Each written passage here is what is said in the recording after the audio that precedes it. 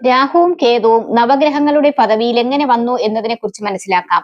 പ്രാചീന കാലത്തിൽ നവഗ്രഹങ്ങൾ എന്ന ഒരു സങ്കല്പമില്ലായിരുന്നു. ഞായറാഴ്ച സൂര്യൻ, തിങ്കൾ ചന്ദ്രൻ, ചൊവ്വാഴ്ച ചൊവ്വാഗ്രഹം, ബുധനാഴ്ച ബുധൻ ഗ്രഹം, വ്യാഴാഴ്ച വ്യാഴം അഥവാ ഗുരു, വെള്ളി ശുക്രൻ, ശനി ശനിഗ്രഹം എന്നിങ്ങനെ 7 ദിവസങ്ങൾ 7 ഗ്രഹങ്ങൾക്ക് പ്രാധാന്യമുള്ളതായിരുന്നു. പിന്നീടാണ് രാഹു, കേതു എന്നീ നിഴൽ ഗ്രഹങ്ങൾ ചേർന്ന് നവഗ്രഹങ്ങൾ ഉണ്ടായത്. സ്വർഭാനു എന്ന അസുരന്റെ ഛേദിക്കപ്പെട്ട ശരീരത്തിന്റെ 2 ഭാഗങ്ങളാണ് രാഹുവും കേതുവും എന്നറിയപ്പെടാൻ തുടങ്ങിയത്. അതിനു പിന്നിലെ കഥ ഇതാണ്.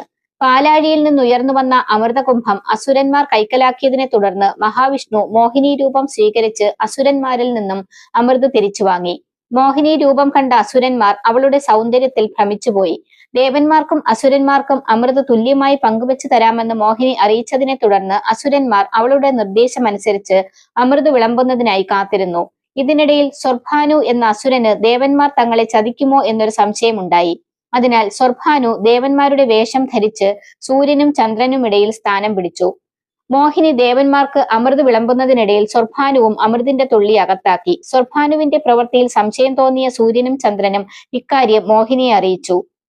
മോഹിനി രൂപം ധരിച്ച മഹാവിഷ്ണു ഉടൻ തന്നെ സ്വരൂപത്തിൽ പ്രത്യക്ഷനാവുകയും സുദർശന ചക്രം ഉപയോഗിച്ച് സ്വർഭാനുവിന്റെ ശിരസ് അറക്കുകയും ചെയ്തു. എന്നാൽ ആദ്യം തന്നെ അമൃത് കഴിച്ചിരുന്നതിനാൽ സ്വർഭാനുവിന് മരണം സംഭവിച്ചില്ല. പകരം തലയും ഉടലും 2 അസ്തിത്വങ്ങളായി രൂപം പ്രാപിച്ചു. അങ്ങനെ തലഭാഗം രാഹുവായും ശരീരം കേതുവായും അറിയപ്പെടാൻ തുടങ്ങി. തന്റെ ഈ ദുർഗതിക്ക് കാരണക്കാരായ സൂര്യനോടും ചന്ദ്രനോടും രാഹുവിനും കേതുവിനും അടക്കാനാവാത്ത പകയുണ്ടായി.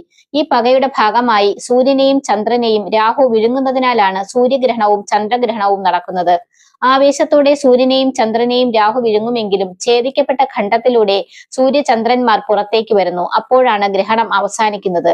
ബ്രഹ്മദേവൻ രാഹുവിനും കേതുവിനും ഗ്രഹപദവി നൽകിയതോടു കൂടിയാണ് നവഗ്രഹങ്ങൾ ഉണ്ടായത്.